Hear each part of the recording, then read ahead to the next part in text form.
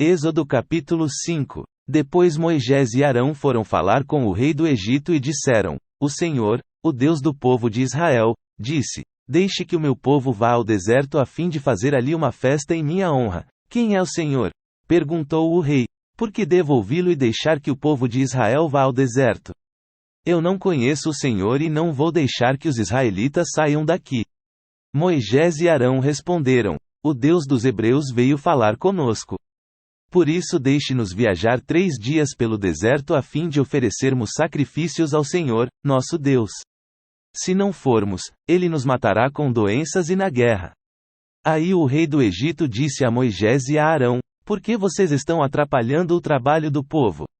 Façam com que aqueles escravos voltem ao trabalho.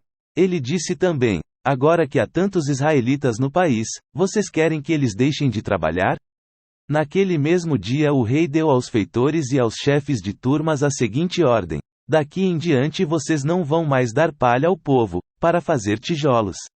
Que eles mesmos ajuntem a palha.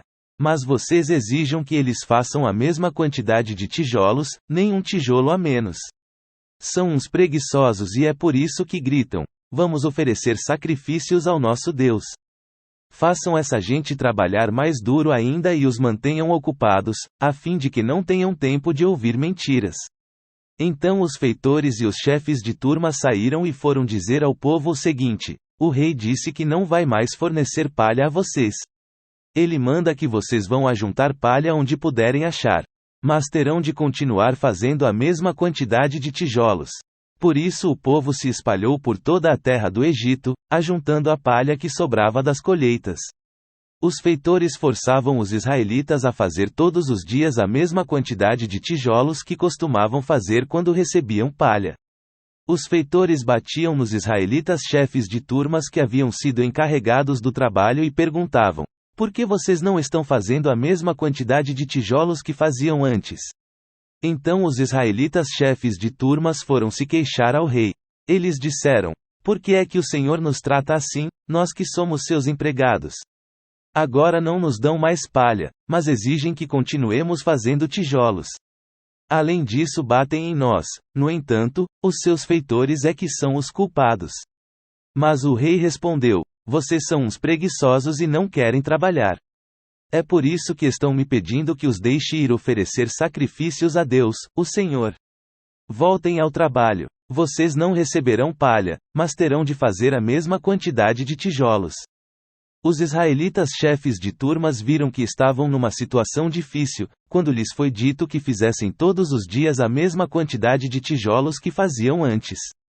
Depois de falarem com o rei, eles se encontraram com Moisés e Arão, que os estavam esperando, e lhes disseram: O Senhor Deus está vendo o que vocês estão fazendo e os castigará, pois, por causa de vocês, o rei e os seus funcionários estão com ódio de nós. Vocês deram a eles um motivo para nos matarem. Moisés falou outra vez com Deus, o Senhor. Ele disse: Ó Senhor, por que tratas tão mal este povo? Por que me mandaste para cá? Pois, desde que vim falar em teu nome com o rei do Egito, ele tem maltratado este povo. E tu não fizeste nada para ajudá-los. Êxodo capítulo 6. Então o Senhor Deus respondeu a Moisés: Agora você verá o que vou fazer com o rei do Egito. Eu vou obrigá-lo a deixar que o meu povo vá embora. Sim, eu o forçarei a expulsar os israelitas do seu país. Deus disse a Moisés: Eu sou o Senhor. Eu apareci a Abraão, a Isaque e a Jacó como o Deus Todo-Poderoso, porém não deixei que me conhecessem pelo meu nome de Senhor. Fiz uma aliança com eles e prometi dar-lhes a terra de Canaã, onde tinham vivido como estrangeiros. Agora eu ouvi os gemidos dos israelitas, que estão sendo escravizados pelos egípcios, e lembrei da aliança que fiz com eles. Portanto, diga aos israelitas o seguinte: Eu sou o Senhor. Vou livrá-los da escravidão do Egito. Estenderei o braço poderoso para fazer cair sobre os egípcios um castigo horrível e salvarei vocês. Farei com que vocês sejam o meu povo e eu serei o seu Deus. Vocês ficarão sabendo que eu sou o Senhor, seu Deus, o Deus que os vai livrar da escravidão no Egito. Eu os levarei para a terra que jurei que daria a Abraão, a Isaque e a Jacó. E eu darei essa terra para ser propriedade de vocês. Eu sou o Senhor. Moisés repetiu essas palavras aos israelitas, mas eles não quiseram ouvi-lo, pois estavam desanimados por causa da dureza da sua escravidão. Então o Senhor disse a Moisés: Vá dizer a Faraó, rei do Egito, que deixe que os israelitas saiam do país. Porém Moisés respondeu ao Senhor: Se até os israelitas não querem me dar atenção, o rei também não vai querer. Eu não tenho facilidade para falar.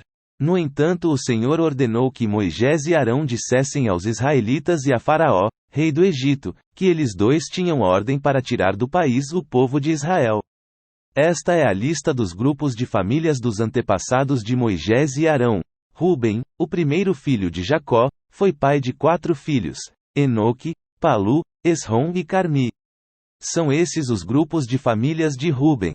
Simeão foi pai de 6 filhos: Gemuel, Jamim, Oade, Jaquim, Zoar e Saul, filho de uma mulher cananeia. São esses os grupos de famílias de Simeão. Levi foi pai de 3 filhos: Gerson, Coute e Merari. Levi viveu 137 anos. Gerson foi pai de 2 filhos, Libni e Simei, e eles tiveram muitos descendentes. São estes os filhos de Coute: Arão, Izar, Hebron e Uziel. Coute viveu 133 anos. Merari foi pai de 2 filhos, Mali e Muzi. São esses os grupos de famílias de Levi, com os seus descendentes. Arão casou com Joquebebe, sua tia por parte de pai, e ela lhe deu 2 filhos, Arão e Moisés. Arão viveu 137 anos. Izar foi pai de 3 filhos, Corá, Nefeg e Zicre. Uziel também foi pai de 3 filhos, Misael, Elzafã e Citre. Arão casou com Eliseba, filha de Aminadab e irmã de Nasson. Ela lhe deu 4 filhos, Nadab, Abiú, Eleazar e Itamar. Corá foi pai de 3 filhos, Assir, Eucana e Abiaseife. São esses os grupos de famílias de Corá. Eleazar, filho de Arão, casou com uma das filhas de Putiel, e ela lhe deu um filho, chamado Finéias. São esses os chefes das famílias e dos grupos de famílias da tribo de Levi. Arão e Moisés foram os que receberam do Senhor Deus esta ordem: tirem do Egito as tribos de Israel. Foram eles que falaram com Faraó, rei do Egito, a fim de tirar de lá os israelitas. Quando o Senhor falou com Moisés, no Egito, ele disse: Eu sou o Senhor. Diga a Faraó, rei do Egito, tudo o que vou dizer a você. Porém Moisés respondeu: Ó Senhor, eu não tenho facilidade para falar. Como é que o rei vai me ouvir? Êxodo capítulo 7. Então o Senhor Deus disse a Moisés: Vou fazer com que você seja como Deus para o rei, e Arão, o seu irmão, falará por você como profeta. Você dirá a Arão tudo o que eu mandar, e ele falará com o rei, pedindo que deixe os israelitas saírem da terra dele. Mas eu vou fazer com que o rei fique teimoso e farei muitos milagres e coisas espantosas no Egito. O rei não vai ouvir vocês. Porém eu farei com que caia sobre ele um castigo terrível e levarei para fora do Egito os meus exércitos, isto é, o povo de Israel. Quando eu levantar a mão contra os egípcios e tirar do meio deles os israelitas, os egípcios ficarão sabendo que eu sou o Senhor. Moisés e Arão fizeram tudo como o Senhor havia mandado.